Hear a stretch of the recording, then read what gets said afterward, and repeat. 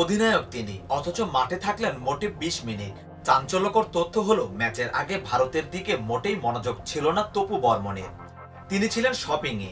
সেখানে অবস্থানরত বাংলাদেশের সাংবাদিকদের হাতে তিনি ধরাও পড়েছেন। আর এমন শৃঙ্খলা ভঙ্গের ইতিহাস তার আগেও ছিল। ভারতের বিপক্ষে ম্যাচে সেটা নতুন করে আবার সামনে এলো। অথচ বাংলাদেশ দল তখন হোটেলে ম্যাচের প্রস্তুতিতে ব্যস্ত।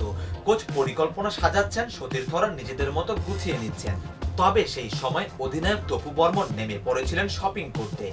ম্যাচের প্রতি তার মনোযোগ, দলের প্রতি তার ডেডিকেশন নিয়ে তাই প্রশ্ন তোলাই যায়।